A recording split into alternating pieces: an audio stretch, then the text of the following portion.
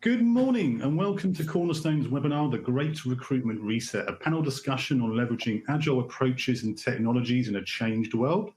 Joining us today, we have Sue Oakley, Regional Director of Account Management at Cornerstone, David Nouveau, Solution Sales Manager at Cornerstone, Alex Fourlis, Managing Director and Chief Sales Officer at Broadbean UK, Chris Jones, Customer Success Director at Enboarder, and Viktor Nord, Senior HR Tech Advisor and Head of Growth at Adway. On screen, you can see the webinar's agenda. And before I hand you over to the host, Sue Oakley, I'd like to highlight a few housekeeping points. The webinar will last for 45 minutes with 15 minutes for Q&A. The webcast is being streamed through your computer, so there is no dial-in number. For the best audio quality, please make sure your computer speakers or headset are turned on and the volume is up so you can hear the presenters. The final 15 minutes of the webinar will be available for Q&A. If you have any questions during this time, you can submit them through the Q&A functionality. We'll try to answer these questions during the webinar, but if a more detailed answer is needed or if we run out of time, it will be answered later via email. And finally, the webinar is being recorded and an on-demand version will be made available. So without further ado, over to you, Sue. Thanks, Don. Thanks for the introductions and welcome, everybody. Thanks for joining us today. So I think we all know the world's changed dramatically.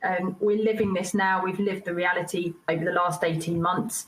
For recruiters, this has meant really tapping into their innate entrepreneurialism and agility and driving adaptive, innovative approaches quickly and in line with what their business needs. And in this webinar, our panel are going to look at the lessons learned since March 2020 and onwards and the need and opportunity to reset the recruiting longer term, to put in place agile approaches that allow to hire the best people with the right skills for your organisation quickly, efficiently, and from anywhere. So without further ado, let's go on to the first question. So this question I'm going to pose to Viktor. How can you provide a foundation for agility to hire for your needs? Yeah, thank you, Sue, thank you for having me here, first of all, and great questions. So there's a lot of things you could do, but as a starting point, I think you could if you take the recruiter's point of view, I think you should look at your recruiters in a new way a bit. So make them focus on the actual processing of the candidates rather than trying to find and get the candidates to apply. So if you could figure that one out, I think that's a great way to start. And afterwards, you also need to look into your foundation on your digital presence. So look into your career page, make sure everything looking nice. You're having employees' testimonials, reviews, videos, images, everything. Maybe take a look at your job vacancies and the job post you're having. So you don't only post demands and requirements, you're actually trying to sell your job ad a bit more. So if you check off this kind of foundations, you could then move down to creating your talent pools. So preferably you create your talent pools before you need them, which means that you start tracking your audience on your career page, you start putting them into different categories. This is something we do with Adway, help out with that one, and make sure everything is fully automated. So when the recruiters post their job vacancies in the ATS system, it's automatically created a really nice looking ad for you on the career page, and the candidates are used to waiting for applying, hopefully, and they apply and you could start processing the candidates rather than trying to find them. So that's my tip on that question. Thanks, Viktor. What about the others on the panel? How are you managing this?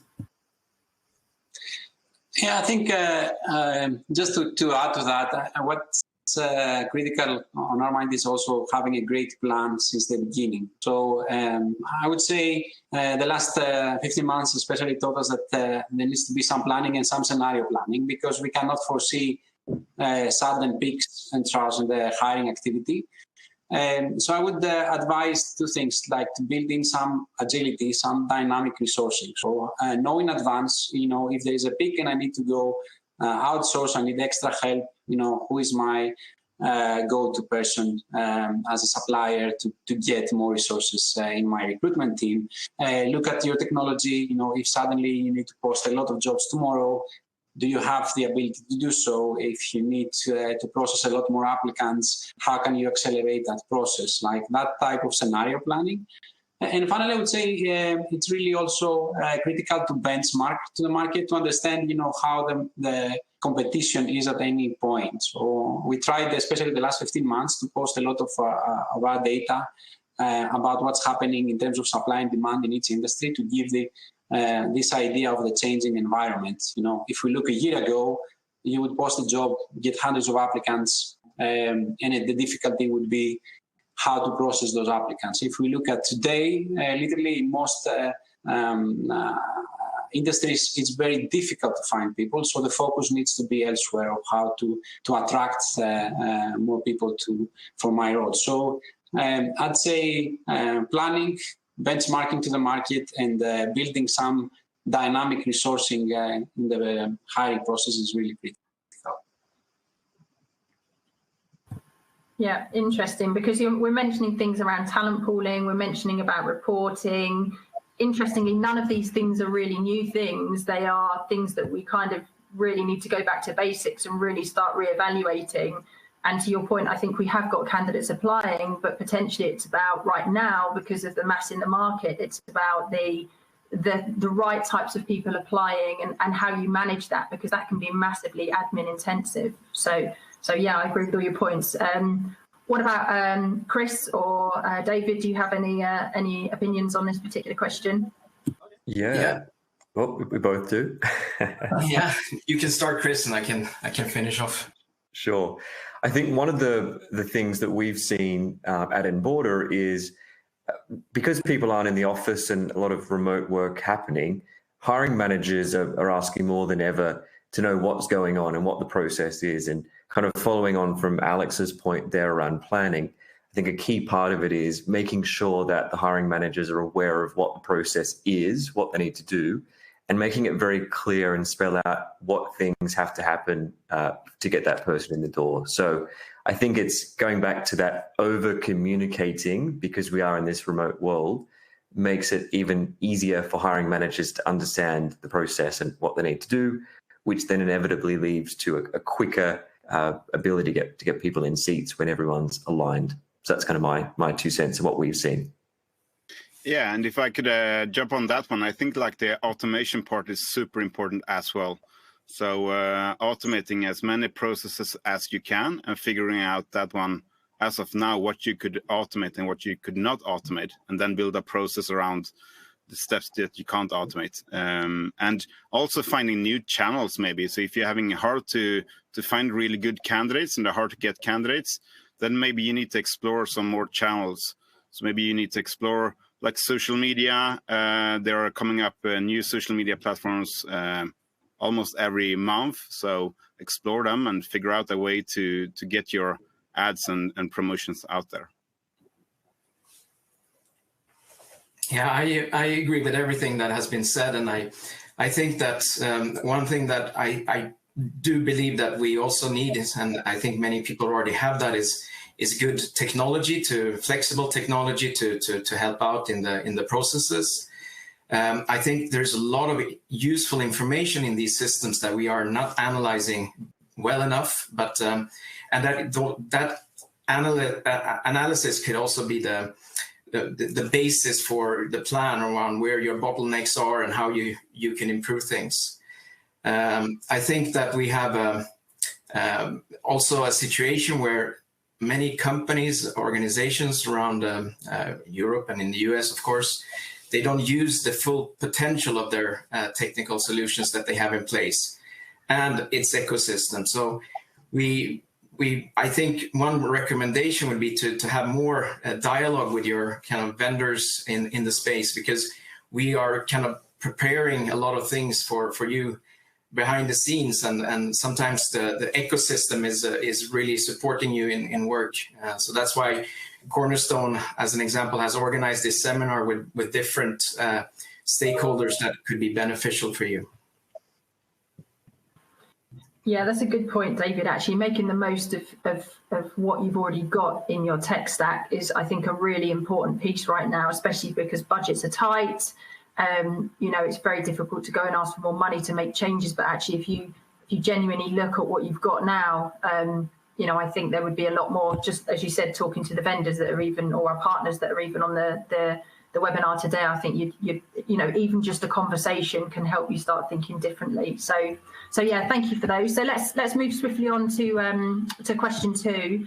So what steps can be taken to remove the unnecessary hoops in the hiring process to drive efficiency and speed, which is essentially what we're all looking for right now? Alex, what are your thoughts on that? Yeah, definitely. I think, as I said, the efficiency and speed was something that we were always being asked to improve for clients. So there's not like silver magic solution post-COVID. It's the same fundamental principles that we always used to achieve this. And I would take the baton from something that Chris just said in the previous question, that I think one of the first steps is to have a very clear process, and very clear process from the view of the hiring managers. A lot of times where I see the delays and the speed in hiring to Fourlis, where people just don't know what to do and when to do it, and teams of recruiters and hiring managers are not aligned between them. So first of all, have a really clear approval, decision-making process. We have the technology. If you're using Cornerstone, you have a process of, creating a recruitment project, getting the approvals, getting all the material, like from a library of positions to be ready to hire and post it out, right? Then look at the technology options. As we even started discussing previously, there are things that are very easy to automate. How can I post my job out as soon as possible to as many channels? How I can make sure that I measure the return of the applications? These are things that are fairly easy to do with technology today. This is what we do day in, day out. Even I think technology is ready today even to stack those applications as they come in, to rank the applicants in terms of like the basic scoring quality. I'm not saying making the decision. Sometimes we don't need to overcomplicate. Let the hiring managers and recruiters make the decision, the final decisions, but make it easy for them. If it's a high volume role, if there are, tens or hundreds of applicants, just get them in a stacked order in front of them and let them make the final decision. And then simplify, I would say, all the processes post that decision. A lot of times, candidates are lost and hires are lost because the process of onboarding, the process of actual like signing the contracts and getting the final sign-offs takes too much time, when there are technologies like Chris's that make all these things really easy for hiring managers today. And just to give like a couple of examples, we have clients that they are multi-brand, really big corporations. They want a solution to be able to say, I need to post a job, but I need to post it across my 30 brands, across my 50 countries, in one process, through one system. That is very feasible today with a system like Cornerstone and the ecosystem of marketplace providers. So definitely all the solutions are there to help you today. Yeah, I could fill on that one if it's okay so for you. So yeah, Alex, I totally agree on all these processes. My expertise is within the marketing part of it. So when you figure out your recruitment profiles and you posted your job vacancy in the ATS system, and you start like advertising your job into the candidates you really want to have. I usually, when I have workshop with like big clients and everyone, I usually like take up the career pages and we have a look, and I always try to make them think like an e-commerce business. So if you're gonna buy something, let's say you're gonna buy something from an Instagram ad, right? You're gonna buy a clock or something else from an Instagram ad, and you press the ad, and you're gonna start to do the checkout. If the checkout is not super smooth, you're never gonna buy it. In some cases, if the checkout is impossible, of course you're not gonna buy it because you can't buy it. And you can't force like your customers to go on a desktop version and then start to filling out your credit cards and everything in order to buy this kind of clock. You need to make sure you buy it instantly. And the same goes for the candidates when they are applying for a job, especially when you want to have like this hard to get candidates, the passive candidates. Usually they don't have like a CV or application letter. They don't have so much time. Maybe they are commuting, they're on the train, and you just need to capture something. So you need to make it super, super slim and smooth to start the application process. Like your name, your email address, and the phone numbers. Maybe that's it. And then after you've posted that information, you can then start with the screening processes and ask them like, okay, so how many years of software development within Java do you have? Do you live in London or not? And follow up with some screening questions. But I think the point here is to make the process super, super slim. So I actually have an exercise that everyone could do after this webinar. So bring up your phone, try to get as bad connection as possible on your phone. So maybe when you're commuting or working on a sailboat or something like that in the archipelago, and then try to apply for a position you're having. And if you can start and apply within 30 seconds, you're set. If it takes longer than 30 seconds, up to like a minute, 2 minutes, or even longer, then you need to improve something, especially when you're going after like this passive and hard to get candidates. So I think that's the approach you need to take if you're going to stay on top of the candidates and be a competitor to other ones trying to attract them. I really would like to echo what Viktor just said. So when I prepared for this question, I think firstly what you need to find is what are the unnecessary hopes in your processes. So basically try your own process, make surveys of new joiners, make sure that you know what the hoops could be. And it doesn't necessarily have to be on the first impression, it can be in other parts of the process as well. And then I think I go back to this the first point I was making, speak to your technology providers, the account managers or the CSMs or the consultants that are helping you, because there's such a constant technical development and it goes so fast and there's so many new things being integrated all the time. So most of the times we create kind of ecosystems with partners and things like that. And those ecosystems are not always used by everybody, but there's a lot of value in them. And also another thing I was thinking about, this is kind of an old statement, but very often what we do is we reuse technology to replace existing processes, but try to think out of the box and rethink how the new technology could support you in the new process when it's more digitalized.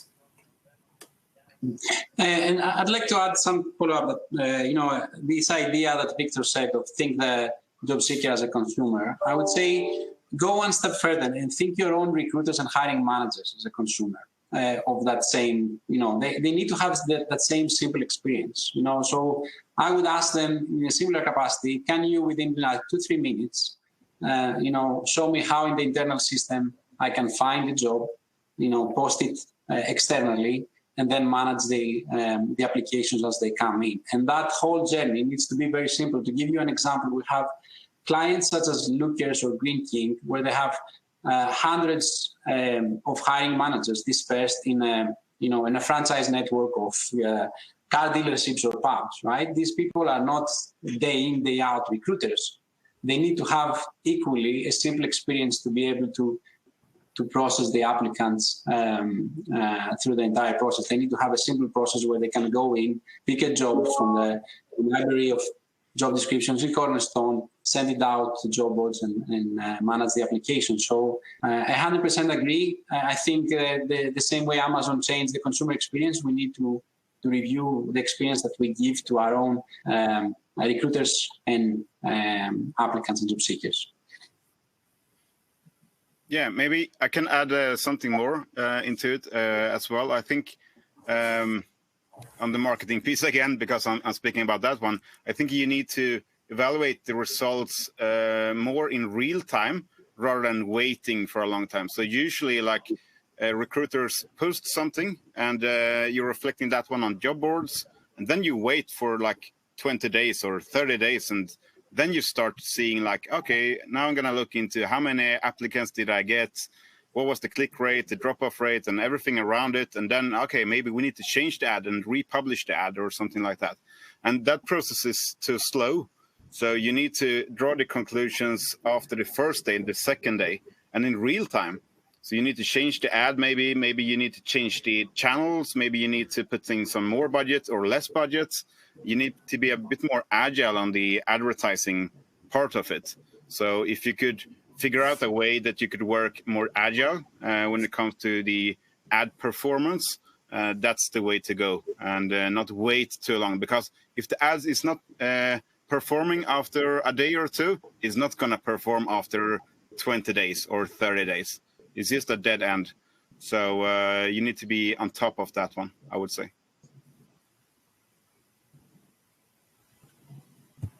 Yeah, good points. Good points.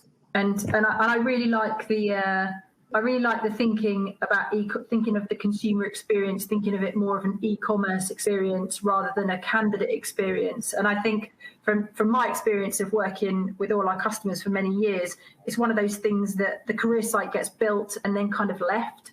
And I definitely think now is the time for us to be looking at that. You know, again, being able to manage your candidate experience and I love the fact of trying to give them that e-commerce experience, making it really simple, not so simple that everybody applies, but making it really simple and specific about the types of people that you're trying to recruit for. So yeah, no, really, really good points there. Thank you. So let's move on to question 3.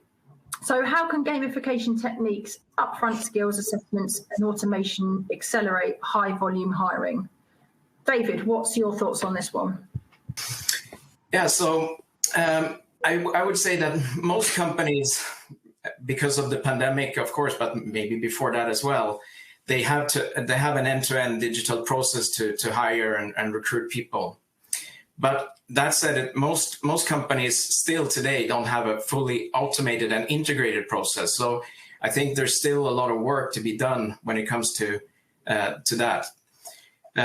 When it comes to assessing, people's skill through gamification or different skills assessments or psychometric tests, I think that is a really good benefit from these type of tools, and you can get much better quality on your shortlist or even when you finally hire people. So there's maybe for some positions, the haystack where you're trying to find the needle in, it's smaller, but still to find the best candidates, you need some automated tools. We are right now working on some really advanced machine learning algorithms that will really be a game changer in the industry for how we can assess skills based on previous positions, and these skills will be kind of predefined depending on what you've had. So there's a lot of tools being developed, and it will lead to more unbiased recruitment. It will be faster. There's less manual work, and that is really good because we see also there's a trend that there's less recruiters doing more work, meaning that if we want to get good quality from our recruiters, we need to provide them with good tools. Yeah, and I'd off the back of that, I think one of the interesting parts around automation and trying to do things at scale is looking at how do we maintain that level of personalization as well. And it kind of goes back to the kind of consumer lens we were looking at before. No one wants to be viewed as just a number. So it's really interesting when, I think from an Enboarder perspective, the way that we view it is we need to get that automation, we need to get that system machine learning going, and then how do we balance it with still making it feel personal? And an example of how some customers are using the Enboarder platform is looking at that recruitment process and still being able to do things at scale, but allowing people to go on a journey which guides them through recruitment processes, calls them by their first name, always puts things that are relevant to them, along the journey. So they feel like they are actually unique and valued, while actually it is being done at scale. So I think it's a fine line, isn't it, between trying to get all this automation while also having that human touch to it is what I recommend. Yeah, I fully agree on that one, Chris. I think it's super, super important to be personalized, especially when you have a brand where you also have consumers. Like I listened to a podcast with Icelandic, and they were like recruiting. I can't remember the number now, but it was tens of thousands of people with very few HR resources. So they needed to automate everything. But they automated everything in the communication, in the recruitment process in a nice way. And then they measure the experience. And then the experience was also asking the questions like, are you more positive or negative in order to come and shop at our place? So they actually measure the consumer impact as well. So I think it's super important that when you automate everything, you can't forget the personalization. So it's a really good point, Chris. And to David's point about AI and machine learning, I think that's super important as well to utilize that one. There are so many tools out there with AI and machine learning, and you need to figure out which ones to use. But if you're not using it, your competitors are. So you're going to lose the talent of war between them. So you need to find a way to do that one. And on to the gamification part, as we mentioned before, it's quite simple to just give instant feedback when people are starting the application process, as I talked about before. Like, thank you for applying. Really looking forward for you to answer these questions. You're now at 50% of the application journey. After you answer this question, you're going to be at 75%. And then they answer some questions like celebrations. Perfect. Now you're at 75%. And then you start assessing and everything. You can do this being personalized without having any manual work going into it, fully automated. So I think you should try to take that approach and make it as gamified as possible, I would say. And one thing I want to say for automation, like our approach, is that sometimes a lot of the suppliers or the clients have a really grand vision of using automation or AI and machine learning. And we decided to take a more conservative approach, and it's like kind of to try to break the process in smaller chunks of what we do and say where we can really drive efficiency with automation. And we decided, to give you two small examples. One, as I mentioned already, when you're getting in volume roles a large amount of candidates, can we help the recruiter rank stack that? And we're using technology, working with another partner, and worked in a, let's say, proof of concept with one of the biggest recruitment agencies in the world on their volume roles and with feedback of their recruiters to develop that. And now we are releasing this to all our clients in all languages across the world. So it's a very specific use case. I have 200 candidates. How can I get to the top 20% first? Speed for that client, obviously, as a recruitment agency, was really critical. So that was a small solution. And the other was automate posting for compliance and diversity reasons. We have increasingly clients that say, I want to post to all those sites to attract small diversity audiences, or for compliance reasons, I need to post in all those government sites, but it's too cumbersome. There's too many channels that I have to go to. Can we completely automate that process?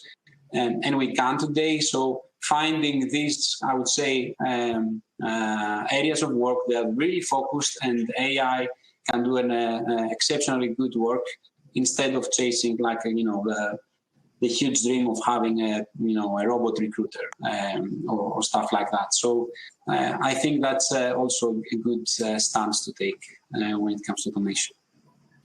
Yeah, I usually get when I do like a workshop with some big clients, they usually ask me like, okay, could you explain an example where you could actually utilize AI and machine learning? And everyone wants to know like, how exactly is it working? It's quite hard to explain how AI and machine learning is working, especially when you need to give a concrete example.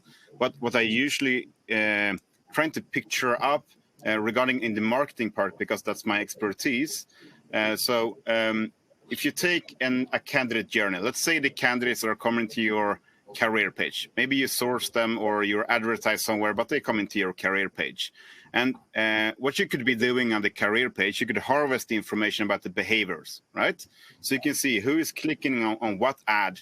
Are they staying on the career page for 1 minute or 10 minutes? Are they coming back multiple times?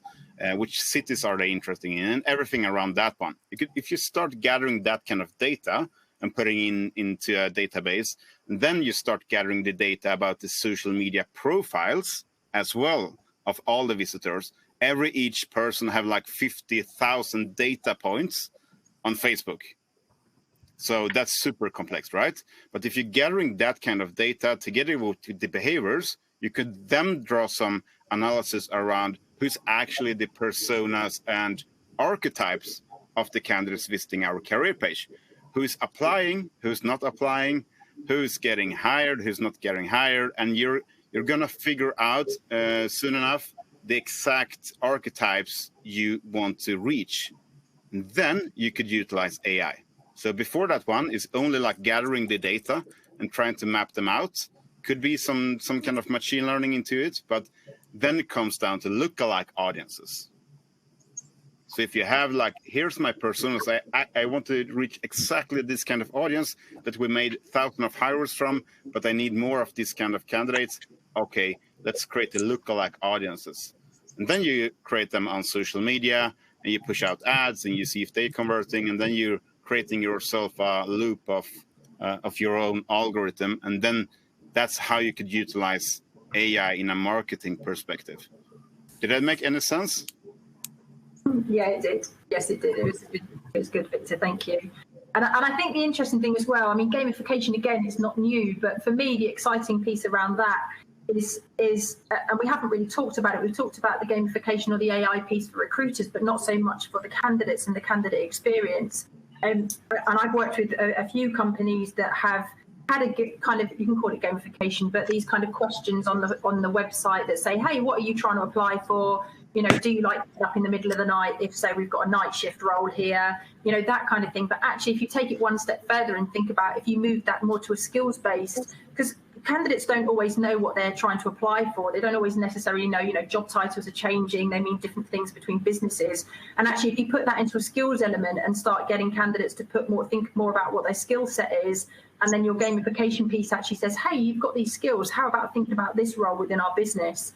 And I think that's a really important part. And the other thing, you know, especially that we're talking about at Cornerstone, is how do we feed all of that recruitment data that we're getting up front into kind of more of a learning package? So what a brilliant experience it would be if, Sue, you apply for a job at ABC company, you don't get it. But hey, look, the reason you haven't got it is because these areas need improving. Go and do some of this e-learning. Go and do some of this particular, you know, TED Talks, whatever it might be, and come back and talk to us in 6 months' time. And then maybe you'll have the experience, you know, this is the reason you haven't been offered the role. You know, that's a much nicer experience than just saying, sorry, we've had a million other applicants and they're much better than you. And I've seen that recently, which breaks me. But so I think there's a whole piece around, you know, again, thinking about not AI just from a recruitment or an analytics perspective, but also from an upfront candidate experience perspective around skills as well.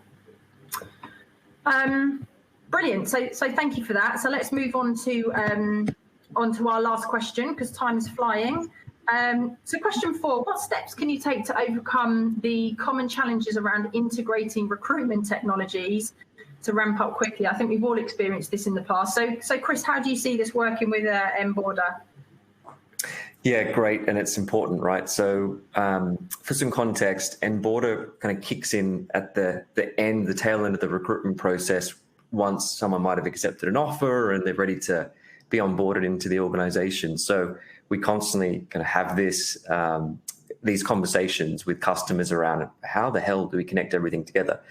I think one of the big things I'd say is look for providers who have open APIs or flexible ways of being able to create connections between systems. There are providers out there who don't want to create much flexibility and make it a bit challenging. So I think look for that when you are kind of looking for new technology. Just makes it a bit easier when pushing to and from different systems. But I think also when thinking about the systems you've got, invest time in actually looking at the data flows and understanding where you actually need to get information from and where you need to push it to in order to make the best experience for the candidate and also for internal stakeholders as well. For example, at Enboarder, as I mentioned, we kind of come in at the tail end of the recruitment process. So we're looking to get the new hire information as soon as we can, because it's all about giving them a great experience once they've accepted their offer. So we really challenge customers to think about where is the earliest moment that we can actually get data for that new joiner and their manager and all the start date information without delaying the experience. And they might initially think they've got one system that does it, but actually when they map out the data flow, they say, oh, actually, it's going to be better to come from this system. So I think having that initial upfront investment into looking at where everything flows will help you drive where you're actually going to connect to in the long run. I think the other area is looking at the data that you have and trying to reuse it in different processes. So, for example, people are submitting a lot of information in the ATS when they apply for the job. We don't want to ask the same questions and get the same information again and again and again from that new joiner if they've already submitted it, because it just makes a pretty poor experience. So I think looking at how can you get data from one system to another, which, for example, pre-populates fields. So an example we have is with e-signing platforms. Once someone kind of applies for the job, if they've got contracts and documents to sign, we don't want them to put their first name, their contact details, their start date again. We want to try and pre-populate all of that as much as we can. So really look at how we can push that data to minimize duplication of effort in the process.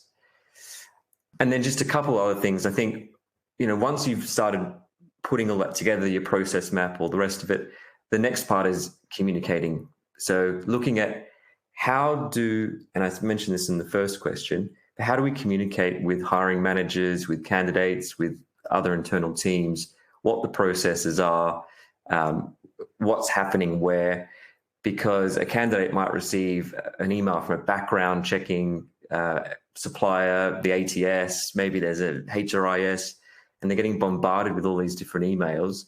So you need to try and make it a quite cohesive journey for them, so they know what to expect at what time, and making sure that it's just easy, it's smooth, it's nice, but everything is getting done along the journey. So yeah, a few tips there.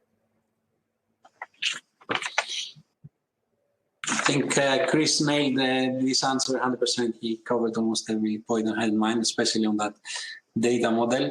The only other thing that I would add is that you have done a great start if you're in this webinar already. Like, you've chosen a trusted supplier with a mature marketplace of integrations that you can already use. They are proven, trusted, and certified. So just don't overcomplicate it. Stay within the marketplace when you have made that decision. For me, that's that, and everything that Chris said. I couldn't agree more. Yeah, I could fill in on that one as well. I think the points you're making, Chris, is perfect. I like the examples about your platform as well. But I think a common mistake a lot of companies are doing is that they are actually overcomplicating the implementation. And they are working with the vendors, as you mentioned, Chris, that are not open-minded, and they are not taking responsibility for plugging in their software. And maybe they don't have APIs and open APIs. So I think you should pick your vendors with that in mind. First of all, like, do they have open APIs? Do we even need the APIs? And how could we start implementing? Maybe you want to do a case study or a business case for a small department or something. Maybe you don't need to do a huge implementation. Start small and do it step by step. So that's our approach at Adway, at least. Like, we're trying to get all your ads from the ATS system out on social media to the right persons. That's basically what we're doing, right? So first of all, we can just scrape the career page, as Indeed are doing, without any implementation. We just take all the information from ATS, and then we craft the social media ads and get them out there. That's the simplest way of implementation, but it's actually not implementation. And then you could start doing like XML feeds and a bit more advanced connecting it to the ATS system, which we are doing with all the partners we're having. Or you could go down to the APIs and you can take control of the full application process and gamify everything and nurturing the candidates. And that's a more complex kind of implementation. But you don't need to start with the most complex implementation. So if you have vendors where you could start small, maybe that's enough for making a business case. And then you could go down the funnel and make it more advanced as you go. Yeah, I'll add a few words to it. I agree with everything that has been said, but I think one thing that we are doing right now in this industry is we're pre-packaging as much as we can so they will be as simple and smooth as possible. That's why we are organizing this seminar today with Broadbean, Adway, and also with Enboarder. So we're kind of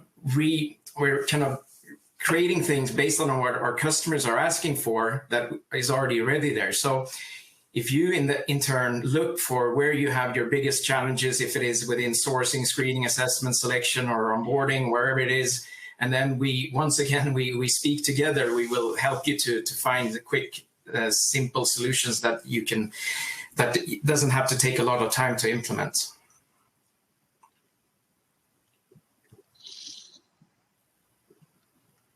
Yeah, thanks, David. Yeah, and I agree with that. I think the key things from this is, well, there's a couple of things to me. Is keep it simple. I like the eat the elephant in chunks approach. Do it small to start, and then build out on that.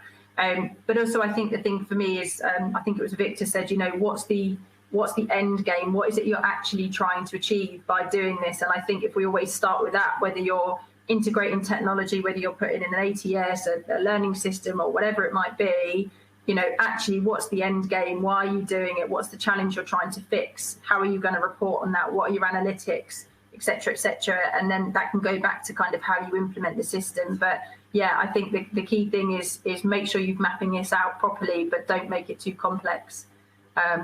Yeah, has anybody else got anything to add on that?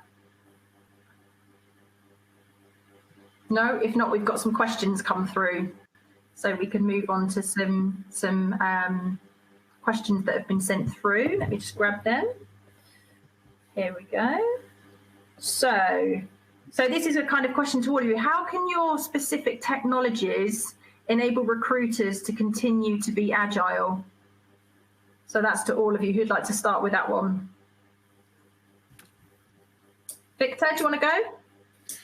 Yeah, sure. So I think that goes hand in hand with the first questions I answered. But as a short answer, I think the recruiters should focus on actually processing the candidates rather than finding the candidates.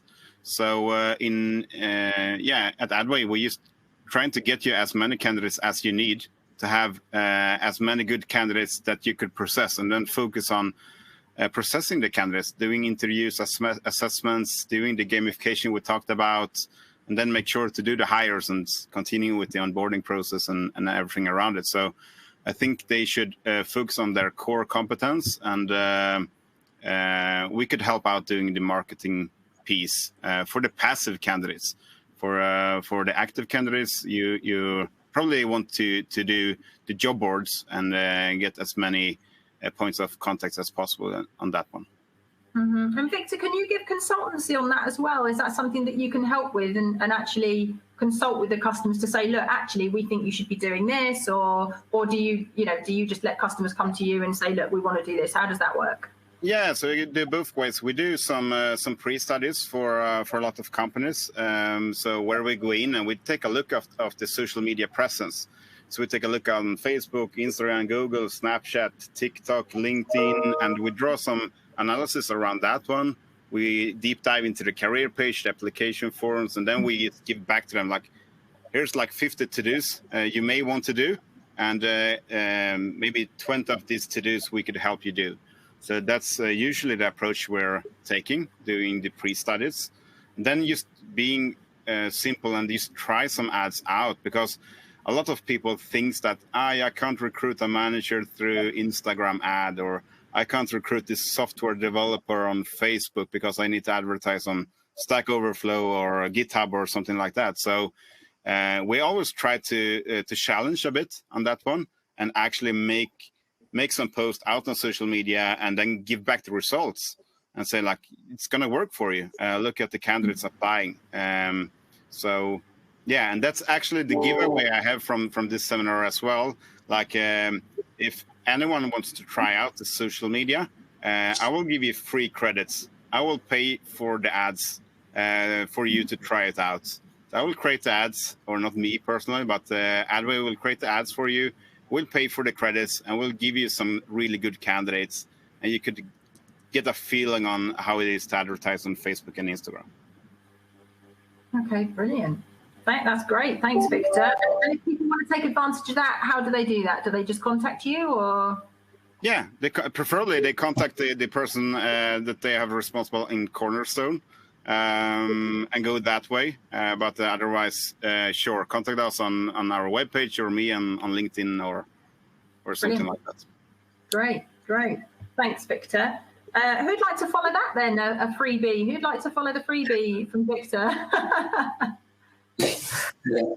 I have to follow that one, but I'll try to answer the question.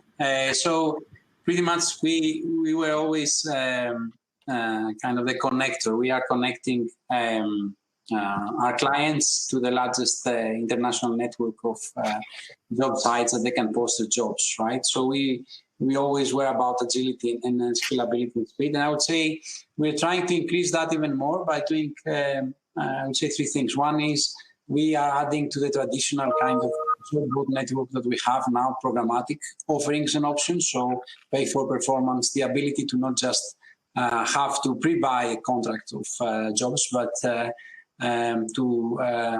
advertise dynamically and pay based on outcomes. So that's, I would say, the one key pillar. The second one is that we have added in the last years, with the emergence of like the need for diversity, the social media growth, also a lot of government regulations and job sites being added in a lot of regions, and as a requirement for employers to use them. So we are, continuously adding all those channels to be able to offer the wider array of channels to advertise.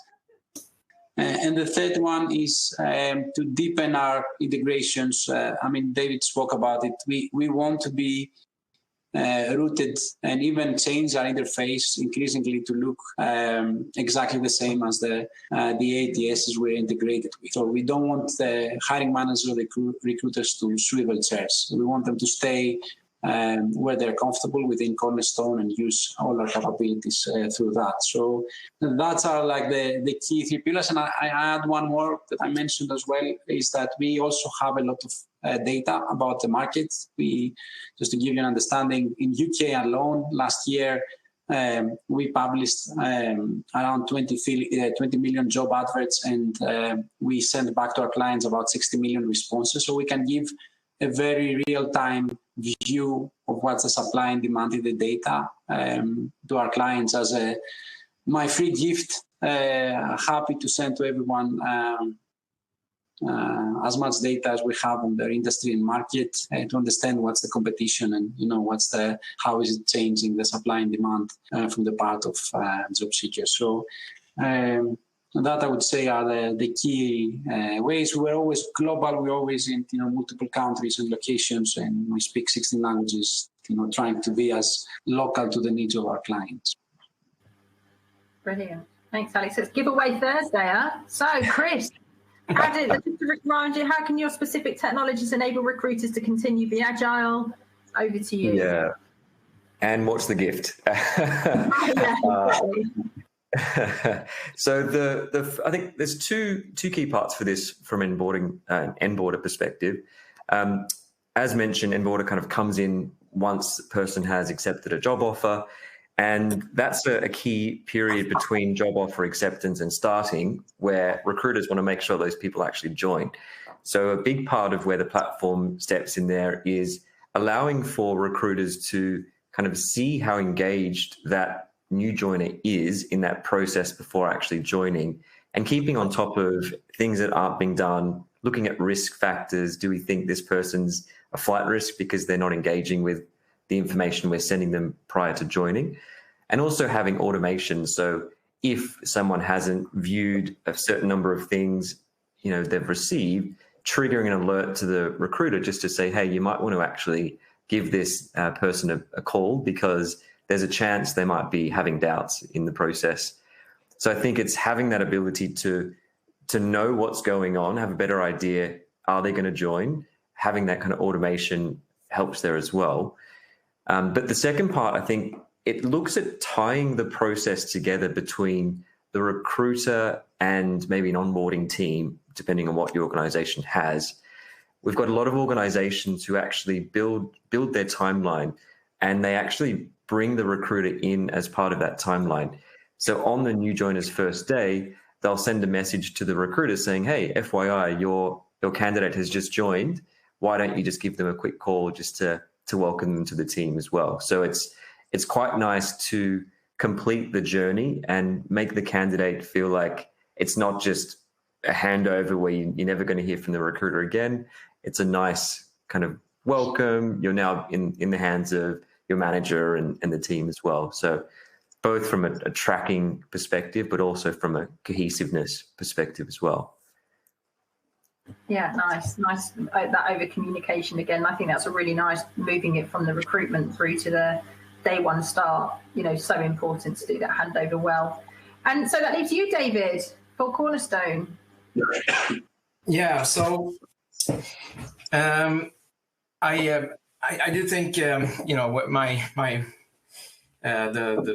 the bottom line is that I think there is a lot of unused technology within the world. So I would say that to really take care of what you have invested in and make sure that you reuse the things that you already have in place. And right now it's more difficult to start kind of new journeys, but to reuse what you have. And there's a lot of things happening, and what was good information yesterday is not necessarily good information today. So therefore I think we should be really communicating more as a providers.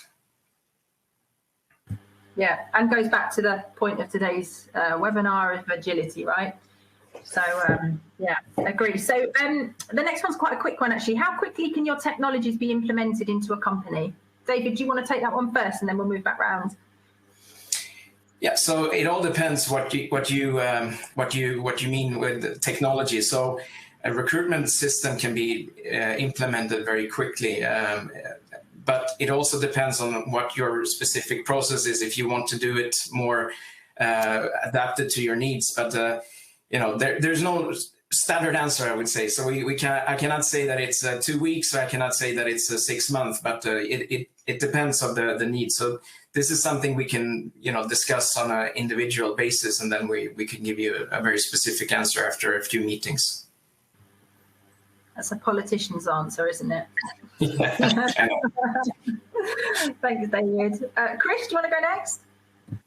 Yeah, I think for me, it's all around looking at agility, the webinar today. So similar to what Viktor said before, we're big fans at Enboarder of trying to get something in quickly and then change and innovate as we get feedback and learn.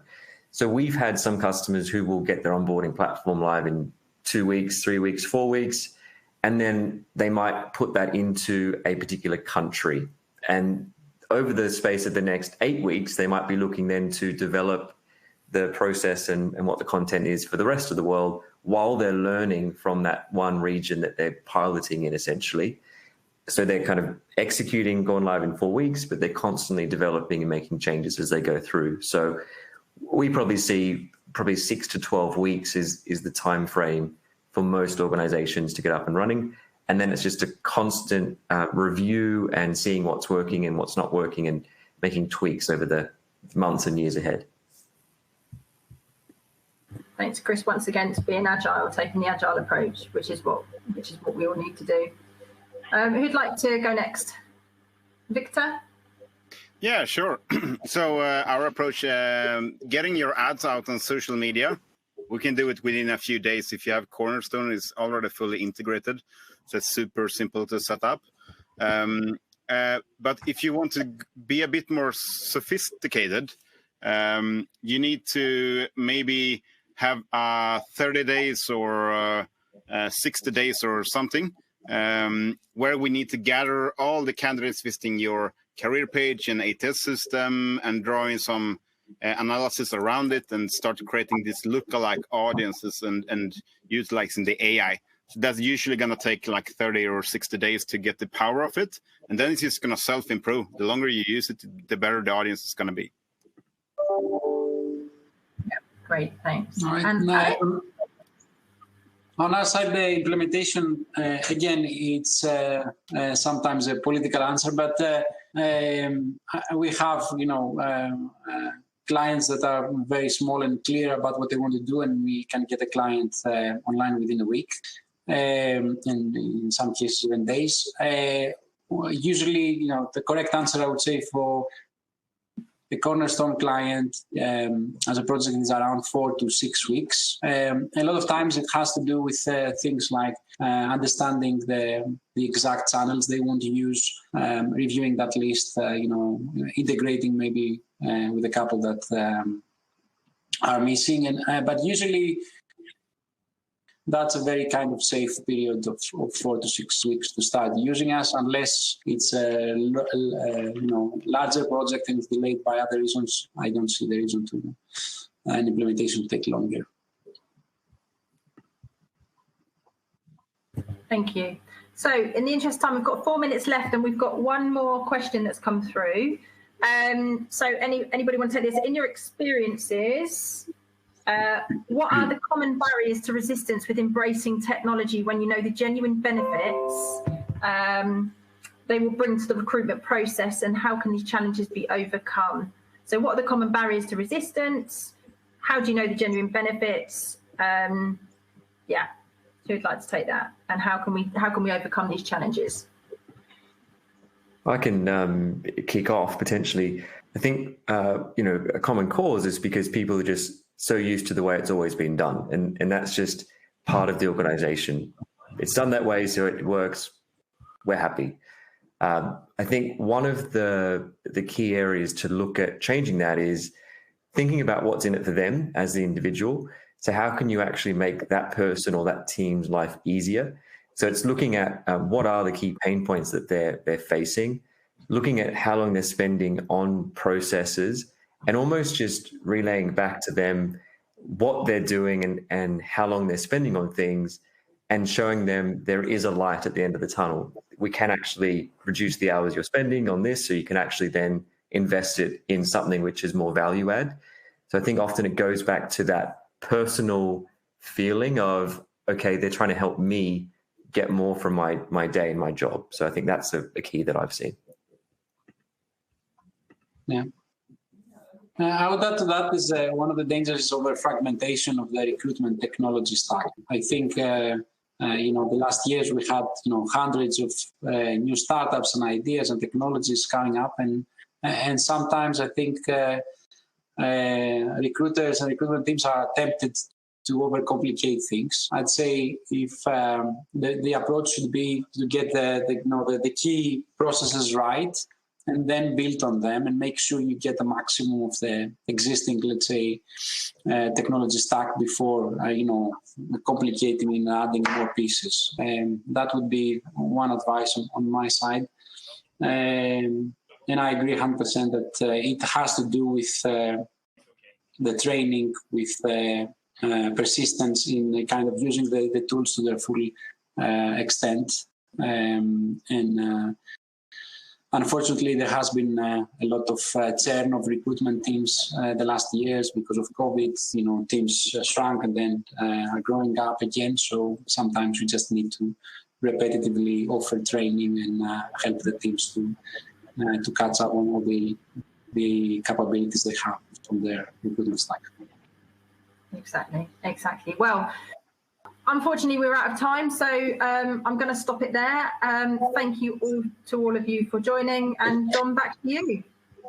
Yeah, thank you, everyone. Thank you for joining this session. As Sue said, we've run out of time, but if you have any other questions, then please submit them to info_UK@csod.com. That's info_UK@csod.com, and we shall respond accordingly. On behalf of the speakers and myself, we'd like to thank you for taking the time out of your schedule to attend this webinar, and a copy of the recording will be emailed to you shortly. So take care and goodbye.